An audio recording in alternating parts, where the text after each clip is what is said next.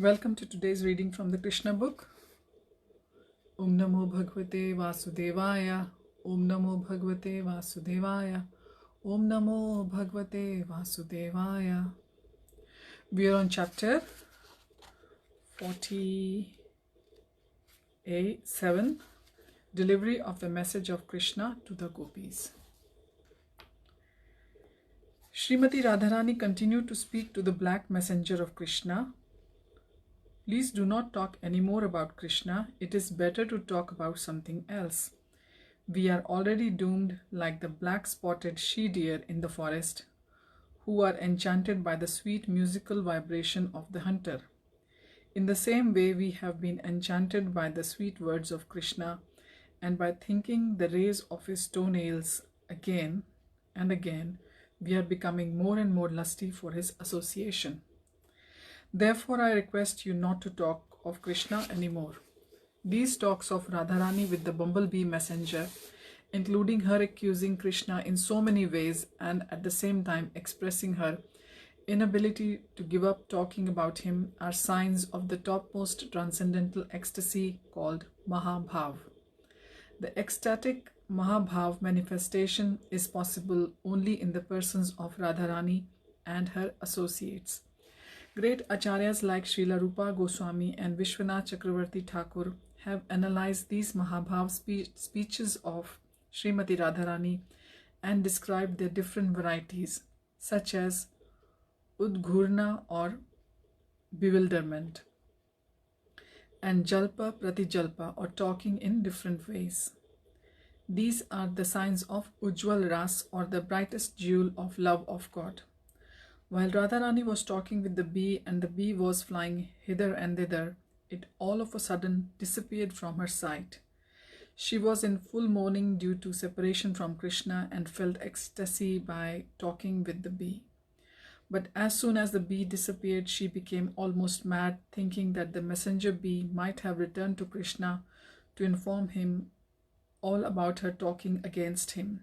Krishna must be very sorry to hear it, she thought. In this way, she was overwhelmed by another type of ecstasy. In the meantime, the bee, flying hither and thither, appeared before her again. She thought, Krishna is still kind to me in spite of messengers carrying disruptive messages. He is so kind that he has again sent the bee to take me to him. Srimati Radharani was very careful this time not to say anything against Krishna. My dear friend, I welcome you, she said. Krishna is so kind that he has again sent you. Krishna is so kind and affectionate to me that he has fortunately sent you back, in spite of your carrying my message against him.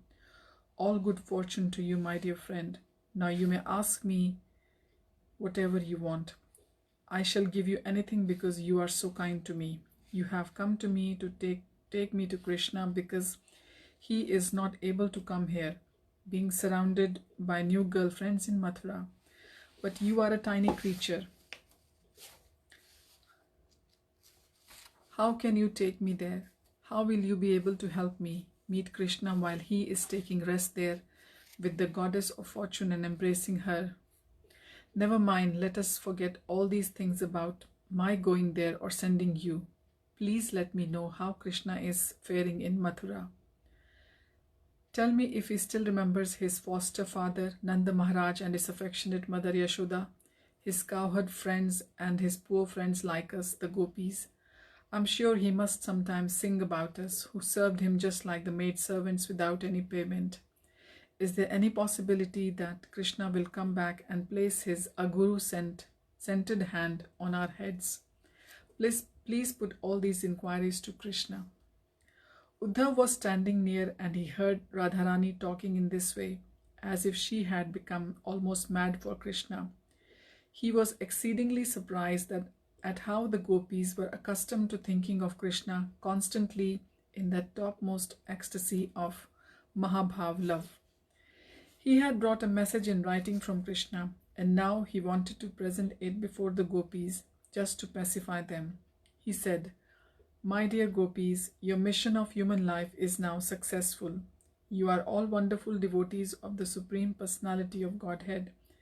Therefore, you are eligible to be worshipped by all kinds of people. You are wonderfully absorbed. You are worshipable throughout the three worlds because your minds are wonderfully absorbed in the thought of Vasudev, Krishna.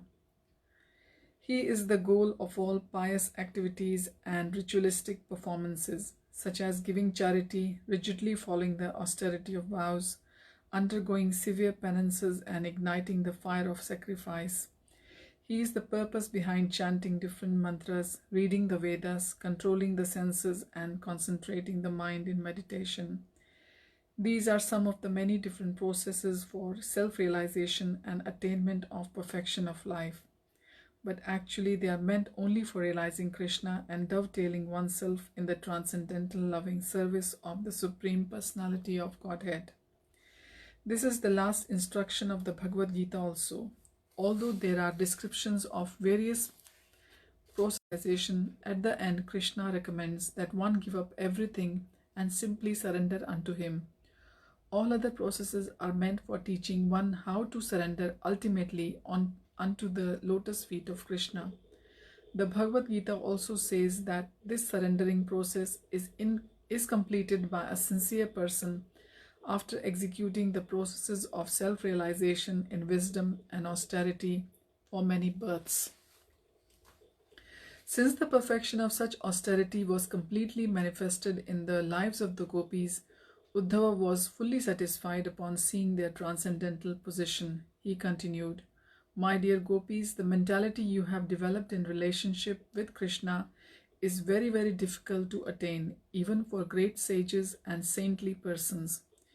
You have attained the highest perfectional stage of life. It is a great boon for you that you have fixed your minds upon Krishna and have decided to have Krishna only, giving up your families, homes, relatives, husbands, and children for the sake of the Supreme Personality. Because your minds are now fully absorbed in Krishna, the Supreme Soul, universal love has automatically developed in you. I think myself very fortunate that I have been favored by your grace to see you in this situation." When Uddhav said that he had a message from Krishna, the gopis were more interested in hearing the message than in hearing about their exalted position. They did not very much like being praised for their high position. They showed their anxiety to hear the message of that Uddhav had brought from Krishna. Uddhav said, "My dear gopis, I am especially deputed to carry this message to you who are such great and gentle devotees. Krishna has specifically sent me to you because I am his most confidential servitor." Uddhav did not deliver to the gopis the written message brought from Krishna, but he personally read it out to them.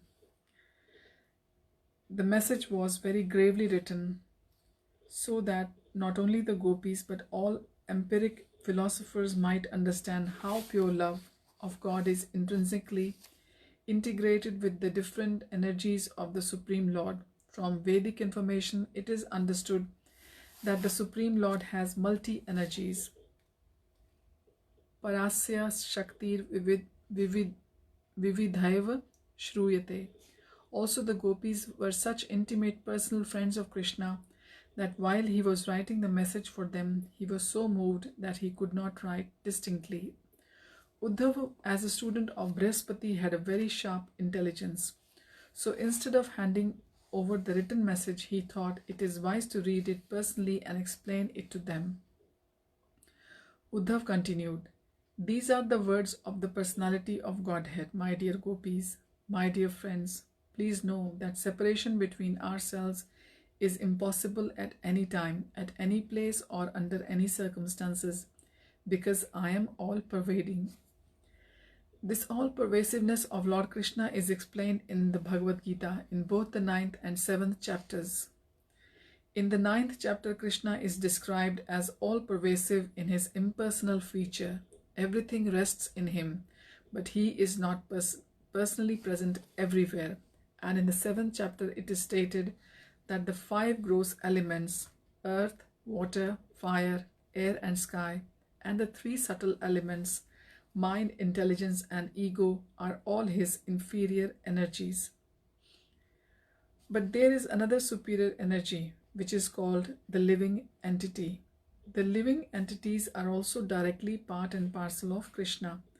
Therefore, Krishna is both the material and efficient cause of everything. He is always intermingled with everything as cause and effect. Not only the gopis, but all living entities are always inseparably connected with Krishna in all circumstances. The gopis, however, are perfectly and thoroughly in cognition of this relationship with Krishna, whereas the living entities under the spell of Maya, the illusory energy, are forgetful of Krishna and think themselves separate identities having no connection with him. Love of Krishna or Krishna consciousness is therefore the perfection of real knowledge in understanding things as they are. Our minds can never be vacant. The mind is constantly occupied with some kind of thought, and the subject matter of such thought cannot be outside the 8 elements of Krishna's energy. One who knows this philosophical aspect of all thoughts is actually a wise man, and he surrenders unto Krishna. The gopis are the epitome of this perfectional stage of knowledge. They are not simple mental speculators. Their minds are always in Krishna. The mind is nothing but the energy of Krishna. Actually, any person who can think, feel, and will cannot be separated from Krishna.